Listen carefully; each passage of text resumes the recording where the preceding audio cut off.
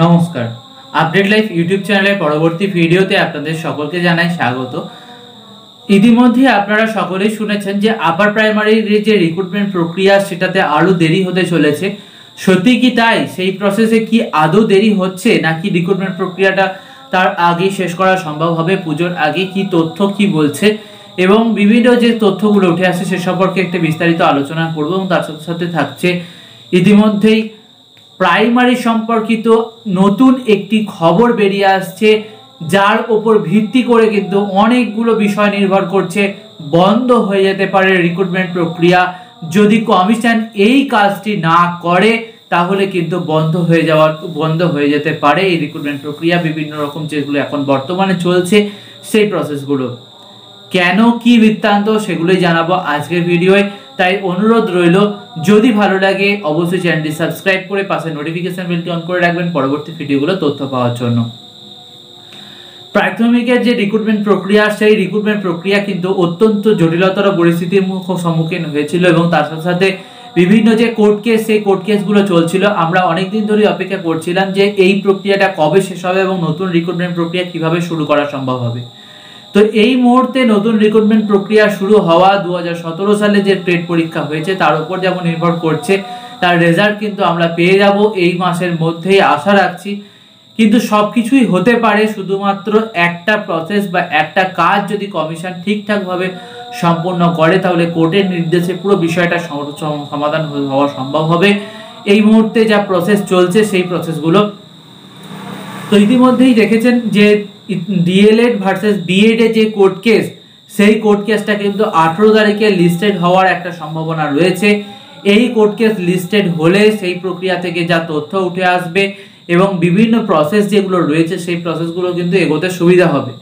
এই রিক্রুটমেন্ট প্রক্রিয়ার উপরে ডিএলএড ভার্সেস বিএড এর যে মামলা সেই মামলার পরিপ্রেক্ষিতে কিন্তু আগামী দিনে উঠে আসবে যে কারা এক্ষেত্রে যোগ্য বলে বিবেচিত হচ্ছেন এবং কারা প্রাথমিকের রিক্রুটমেন্টের জন্য নির্দিষ্ট যে যোগ্যতা মান সেই যোগ্যতা মান অর্জন করতে পারছেন। যদিও আমরা জানি এনসিটি তে গাইডলাইন্সে দেওয়া রয়েছে যে 50% marks with graduation with DElEd বা বিএড যদি করে থাকতে পারেন তাহলে কিন্তু বিএড করে থাকলে আপনি সেক্ষেত্রে যোগ্য। কিন্তু সেই অর্থেও এরপরেও কিন্তু সমস্যা আসছে এবং অনেকে এই বিষয়টার উপরে বিরোধিতাও করেছেন। সেই ভিত্তিতে কিন্তু পরবর্তীকালে মামলা হয়েছিল ডিএলএড ভার্সেস যে বিএড এর মামলা। এই মামলাটি কিন্তু 18 তারিখে শুনানি হওয়ার সম্ভাবনা রয়েছে। এই মামলা থেকে পরবর্তী সময় যে পদক্ষেপ উঠে আসবে সেটা আপনাদের সেই সময় জানাবো এবং এই মামলার উপর নির্ভর করছে নতুন রিক্রুটমেন্ট প্রক্রিয়া শুরু হওয়া না হওয়া একটা প্রসেস এবং যারা আগামী দিনে রিক্রুটমেন্টের জন্য অপেক্ষা করছেন সেই সমস্ত ক্যান্ডিডেটদের বিষয়গুলো। কারণ কারা এক্ষেত্রে যোগ্য হলেন, অনেকে বিএড করেও প্রাথমিকে পরীক্ষার জন্য প্রস্তুতি নিচ্ছেন, অনেকে আবার ডিএলএড করেও প্রস্তুতি নিচ্ছেন। তাহলে কারা এক্ষেত্রে যোগ্য হবেন, কাদের ক্ষেত্রে থেকে কোর্ট অনুমতি দেবে সেই বিষয়গুলোকে নিয়ে থেকে যাচ্ছে।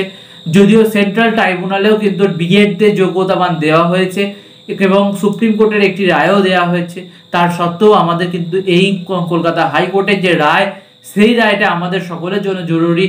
কারণ এই ক্ষেত্রে যদি দুটো ক্ষেত্র যেহেতু বিএডরা জিতে রয়েছে এবং তার সাথে তৃতীয় ক্ষেত্রে যদি বিএড অগ্রাধিকার পায় তাহলে পরবর্তীকালে কোর্টের পদক্ষেপে অনুসারে এবং পর্ষদের কি পদক্ষেপ হয় সেটাই এখন দেখার থাকবে এবং যদি না হয় সেক্ষেত্রেও কি পদক্ষেপ আসছে, ডিএলএড দের কতটা অগ্রাধিকার দেওয়া হবে, কি কি অগ্রাধিকারের ক্ষেত্রে যোগ্যতাবান থাকছে, সেই সমস্ত বিষয়গুলো পরবর্তী সময় উঠে আসবে।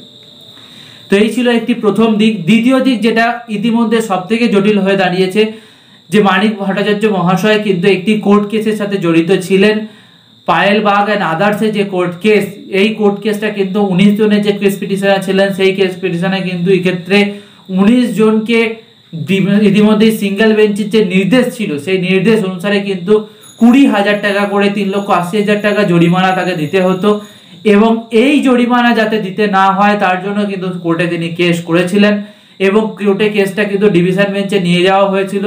এই কোর্ট কেসের থেকে যে অর্ডার এবং আজকে যা নির্ভরযোগ্য তথ্য উঠে আসছে তাতে করে 1 অক্টোবর মধ্যে যদি এই কোর্ট কেসের যে আগে রায় দেওয়া হয়েছিল অর্থাৎ যারা 6 নম্বর পাবেন তাদের নম্বর দিয়ে পাস করানো যদি এবং তার পরবর্তী ক্ষেত্রে যদি দেখা যায় তারা কাট অফ মার্কসের উপরে উঠতে পারলেন, সেক্ষেত্রে নির্দিষ্ট যোগ্যতা মান অর্জন করতে পারলেন, তাহলে তাদের ক্ষেত্রে কিন্তু রিক্রুটমেন্টের জন্য অগ্রাধিকার দেওয়ার বিষয়টার উপরে নির্ভর করতে বলা হয়েছিল এবং তার সেক্ষেত্রে রিক্রুটমেন্ট যাতে করানো যায়, পরবর্তী ইন্টারভিউ প্রসেস পরবর্তী প্রসেসে যাতে অংশগ্রহণ করতে দেওয়া হয় সেই বিষয়টা নির্দেশ ছিল।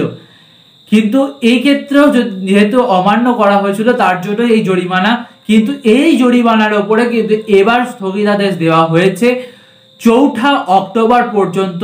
আদালত দেখতে চাইছে যে ইতিমধ্যে এই বিষয়টা নিয়ে পর্ষদ কিছু পদক্ষেপ করে কিনা। ইতিমধ্যে একটি রায়ে কিন্তু আমরা দেখেছি কন্টেম্প মামলায়, সেক্ষেত্রে কিন্তু তারা বিভিন্নভাবে যে সমস্ত গেস্ট পিটিশনার ছিলেন তাদেরকে একটি করে রিক্রুটমেন্ট দিতে শুরু করেছিল। এই সমস্ত রিক্রুটমেন্টগুলো দিতেও শুরু করেছে এবং অপরদিকে ডিভিশন বেঞ্চেও একটি রায় রয়েছে। ডিভিশন বেঞ্চের রায়, আজকে যে রায় উঠে এলো, যদি এই রায় কার্যকর করা না হয় তাহলে চলতি সমস্ত রিক্রুটমেন্ট প্রক্রিয়া ততদিন পর্যন্ত স্থগিত থাকবে যতক্ষণ না পর্যন্ত কোর্টে কেসটা মীমাংসা হচ্ছে। কিন্তু যদি এই কাজটা 1 অক্টোবরের মধ্যে থেকে তারা শুরু করতে পারে, অর্থাৎ WBBPE প্রাইমারি এডুকেশন ডিপার্টমেন্ট থেকে যদি শুরু করতে পারে তাহলে কিন্তু কোনো রকম অসুবিধার সম্মুখীন করতে হবে না প্রাথমিক শিক্ষা পর্ষদকে। এবং এই সম্পর্কে পরবর্তী সময় আরো তথ্য উঠে আসবে, কোর্টের অর্ডার কপিটা আমরা হাতে পেলে তারপর আপনাদের এই বিষয় সম্পর্কে আরো বিস্তারিত তথ্য দেব।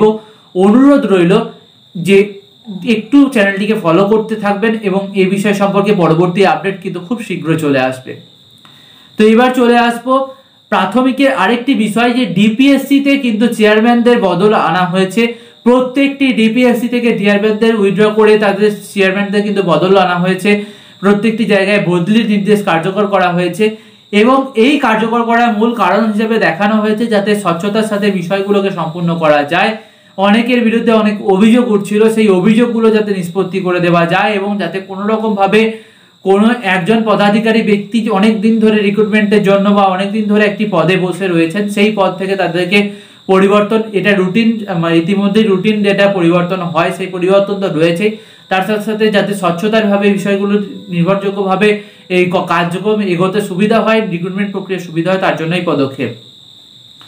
আপার প্রাইমারি নিয়োগ প্রক্রিয়া নিয়ে অনেকদিন ধরেই যে দ্বন্দ্ব উঠে আসছিল, ইতিমধ্যেই সংবাদপত্রে বিভিন্ন খবর আপনারা পেয়েছেন যে এখনো পর্যন্ত 25,000 যে অভিযোগ জমা পড়েছে সেই অভিযোগের নিষ্পত্তি এবং তার সাথে সাথে বিভিন্ন ডুপ্লিকেট অভিযোগ রয়েছে, সেই সমস্ত অভিযোগের নিষ্পত্তি করতে এখনো 3 সপ্তাহ সময়সীমা লাগবে, এমনই কিন্তু বলা হয়েছিল খবরে বিভিন্ন সংবাদপত্রে।